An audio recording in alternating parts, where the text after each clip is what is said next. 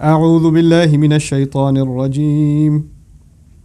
ربنا لا تزغ قلوبنا بعد إذ هديتنا وهب لنا من لدنك رحمة إنك أنت الوهاب. رب اشرح لي صدري ويسر لي أمري واحلل عقدة من لساني يفقه قولي. فالحمد لله والصلاة والسلام على رسول الله وعلى آله وصحبه أجمعين. Assalamu alaikum wa rahmatullahi wa barakatuh. Quran Weekly. Today with the 8th ayah of Surah Ali Imran, I want to share with you some reflections from a very powerful and very beautiful dua of the Quran. We turn to Allah and we say, Rabbana la tuzigh qulubana. I chose this dua especially of all the ayat of Ali Imran. I was thinking which ayah should we begin with in this series. I chose this ayah because Ramadan is particularly a relevant and good time for this dua. Master, do not let our hearts deviate. La tuzigh qulubana. Zagha in Arabic is when something curves slightly and you don't realize it's curved. You know, like they used to use it for a grave digger who's supposed to dig a rectangle, right? But you know, when you're in the act of digging, you don't really keep track of a straight line. So by the time he gets out, it's like this bend in his grave. It's like, almost like a C. And so because of that problem, this was called zayg in Arabic. Now from it you get a person who's going straight and doesn't even realize when they took a wrong turn and they deviated. So this person is za'igh, And so the dua is, Rabbana la tuzigh qulubana. Don't allow our hearts to go deviated. And deviation isn't a 90 degree, like you're going this way, you started going that way. You just forget about it. No, the heart, when it gets close to Allah, then it doesn't get distant from Allah in a split second. It inches away from Allah little by little by little by little by little. And we're asking Allah to put protective measures in place so that we don't slowly but surely get away from Allah without realizing it, and before you know it, you have no sensation of Iman anymore. Some of you are feeling a closeness to Allah in this month that you haven't felt in a long time. And you're praying and you're in the masjid, there are people around you, there's somebody making dua and they're crying, and you kind of just catch on that feeling and you turn to Allah and you start crying too. And then you're like, man, I wish I always had this feeling. And when you say to yourself, Ya Allah, I wish I always had this feeling, that's the time to make this dua.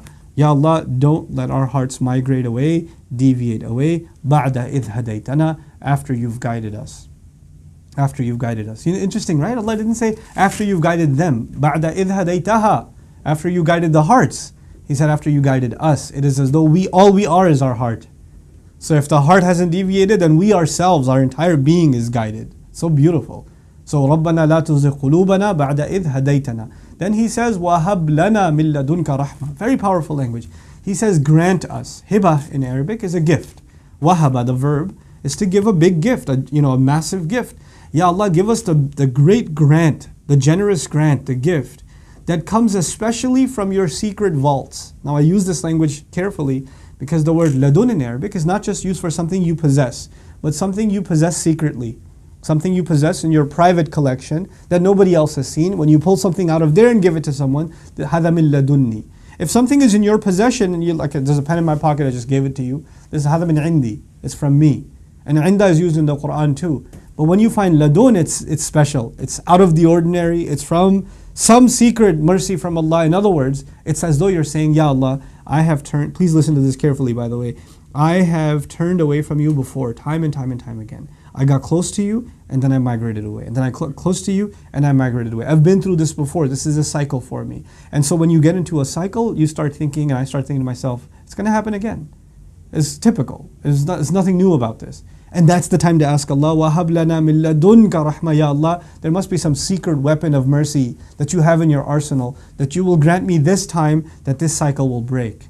That I'm actually going to continue to migrate towards you and my heart will not turn away from you. This is an ayah of hope, that we don't look at our track record in the past and say, you know what, I'm hopeless. I go through these cycles all the time. وَهَبْ لَنَا مِن لَدُنْكَ رَحْمَةً إِنَّكَ أَنْتَ الْوَهَّابِ. And not even al-wahib. You no doubt are the giver of gifts who gives a lot and gives repeatedly and over and over and over again. Ya Allah, I don't want this gift one time. For you to pull out that special vault of your love and mercy and your guidance and the straightening out of my heart, I don't want it one time. I know I'll need this again tomorrow, and I'll need it again the day after, and I'll need it again the day after. So I call you the one who gives continuous and repeated gifts. Subhanallah. What a dua to ask Allah. We talk about Ramadan fever coming off afterwards. This is one of those duas where that fever won't come off. That you keep turning to Allah and saying, Rabbana, آتنا من لدنك رحمة. Actually, ربنا هب لنا، ربنا لا تزغ قلوبنا بعد إذ هديتنا وهب لنا من لدنك رحمة إنك أنت الوهاب. May Allah Azza wa Jal make us all recipient of His most beautiful gift, His loving mercy. Barakallahu li wa lakum. Wassalamu alaikum wa rahmatullahi wa barakatuh. Assalamu alaikum everyone. If you've benefited from these reminders, please support Quran Weekly by clicking the link below.